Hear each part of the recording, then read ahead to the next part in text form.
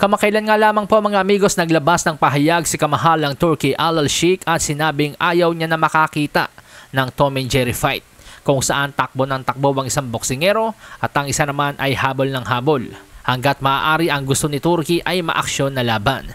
Marahil ang pagkadismaya ni Turki ay dahil sa likod ng limpak-limpak na salapi niyang ibinabayad sa mga big names like Canelo Alvarez, Ryan Garcia, Teofimo Lopez at Devin Haney ay mga boring na laban ang mga naging resulta ng kanyang mga ikinasa. Kaya naman upang solusyonan ang problemang ito, isa sa mga nakikitang solusyon ni Turki ay liitan ang sukat ng boxing ring.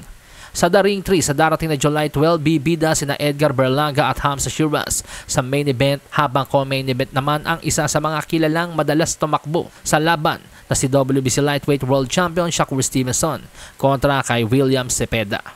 Ayon sa report, ang sukat ng ring na gagamitin sa laban ay 18-foot ring o 18 by 18 imbis na ang nakasanayang 20-foot ring o kung minsan naman ay 22-foot ring.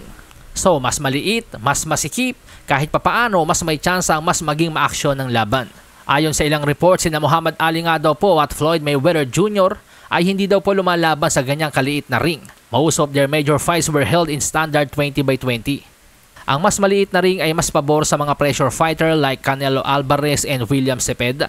Kung gagawing standard ring ng Riyadh Season at The Ring Magazine ang mas maliit na ring, may chance na magsunura na rin ang iba pang mga boxing promoters na gawin ito, lalo na't kung ang magiging resulta ay maaksyon na laban at hindi boring. So isa pa lamang ito mga amigos sa mga nakikitang solusyon ni Turki upang malimitahan ang mga boksingerong takbo ng takbo na nagiging dahilan ng pagkakaroon nga po ng mga boring fights. So you agree with Turki Al Sheikh, no running in boxing? But I tell you what, I agree with His Excellency, because that ring now has been reduced to 18 foot.